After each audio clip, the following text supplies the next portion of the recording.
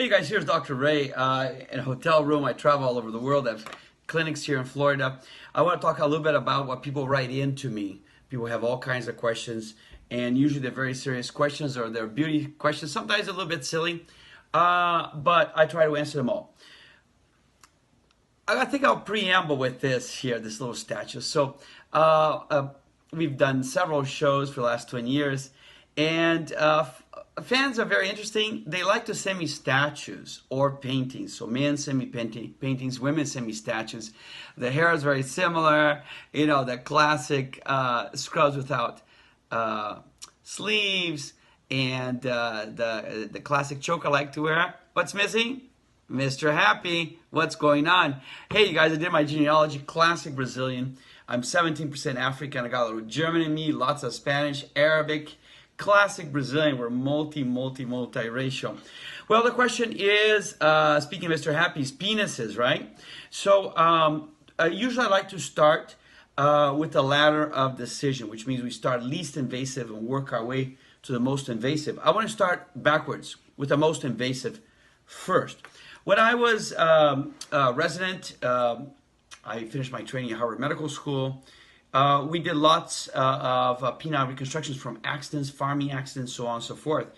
The Chinese microsurgeons, and together with American microsurgeons and others, have developed an amazing, it's called the Wang technique, that's one of them, an amazing reconstructive technique for the penis which has been avulsed, removed. They use the ulnar bone to any length. Patients always ask the whole length.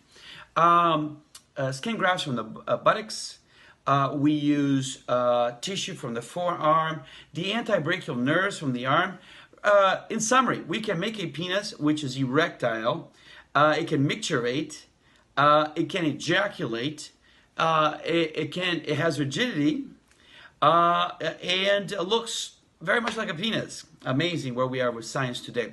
Let's talk about the cosmetic elements of penile surgery.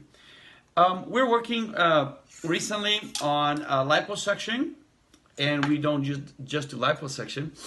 We take out the fatty tissue, but we also use J-plasma to chisel the person, so they end up skinnier, tighter skin, and totally defined with a six-pack. We take that material, which of course is fat and fat stem cells, and if you retract the penis anteriorly, you find that behind the corpora cavernosa, anterior to the mons pubis and inferior to the symphysis, there's a potential space of about 100 cc. You inject, transfer the fat / stem cells to this area, and right off the bat, you get about an inch mechanically. However, we truly believe that the growth factors can influence the growth of the penis, and we have seen some great results with that. But that's very experimental. Let's talk about the time-tested technique, which is to divide the suspensory ligament. So here's the penis.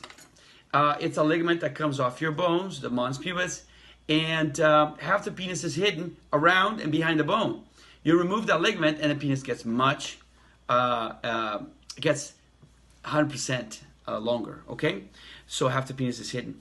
However, here's the huge however, surgery has risks, nerve damage, impotence, vascular problems. Remember, the penis is not well vascularized, which could lead to necrosis.